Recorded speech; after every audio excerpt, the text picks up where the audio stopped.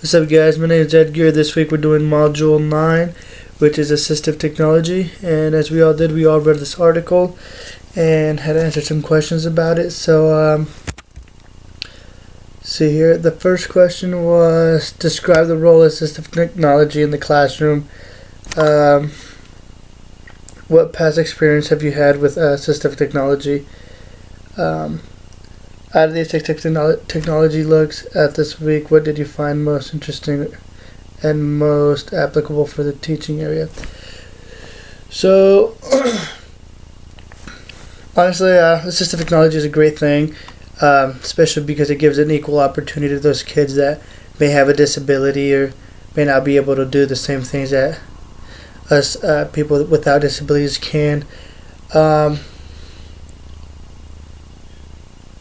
Things that I've had experienced with as far as assistive technology would be like maybe like an enlarged keyboard for people that need maybe like the visual side of it, or maybe like a touch screen because they can't really use a keypad, or a mouse. I've seen those kind of things, and just how they're a little bit different just for those kids that may not be able to use just a regular pad or a regular mouse because of deformation with their hands, or just not being able to type because of that deformation of their hands. Something I found very applicable would be kind of just as simple as a pen, for those kids that maybe can't type but can hold something and grip something, then they could write it, and a software can mimic that, whatever they're doing, into a readable pattern as far as letters go. So I think that's pretty cool. The next question is, as provided in the article, describe 3 of the 6 applicable assistive technologies. So I wrote them down, and all 6 of them would be existence, communication, positioning, mobility, physical education or physical disability, and environmental interactions. So I'm going to talk about the communication ones just because it's more simple, and positioning and physical education. So, and the communication is pretty self-explanatory. Maybe those people that may have a speech disability, there's softwares out there. Maybe if they can't even talk, just a simple laptop, and a keyboard would be awesome for those kids to be able to communicate with one another. Like a type of messenger would be a good one. Again, a pencil grip, text to speech, they can talk that way.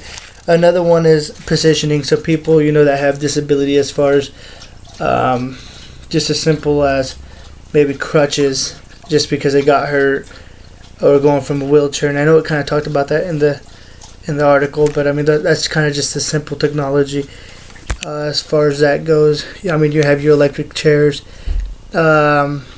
maybe desks that are higher than others, lower than others, and things like that. And then the last one would be physical education or physical disability.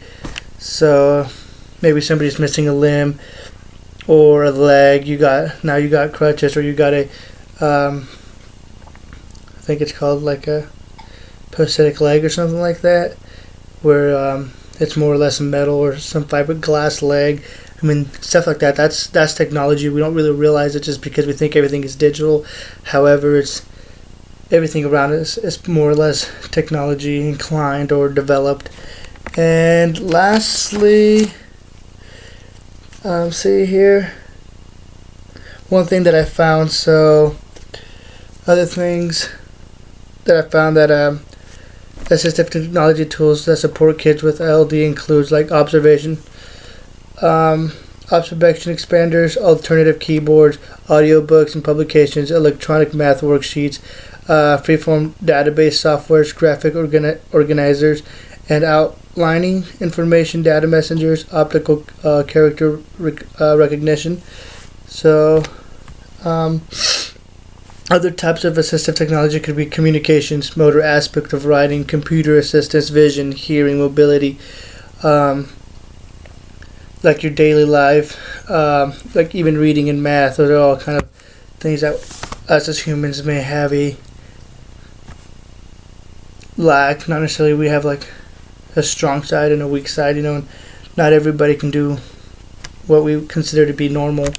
So as far as Module 9 goes, assistive technology is kind of a cool thing that I have actually kind of overlooked. I didn't really think about it, until we had this module, and it's just kind of cool to just be able to sit back and take a step back and just, just to know that it's not easy for everybody, and that there is people out there that need help, and it's harder for them, and they have to work harder to do what we do, and sometimes we take it for granted. So it's kind of an eye-opener, and yeah, pretty much it's Module 9.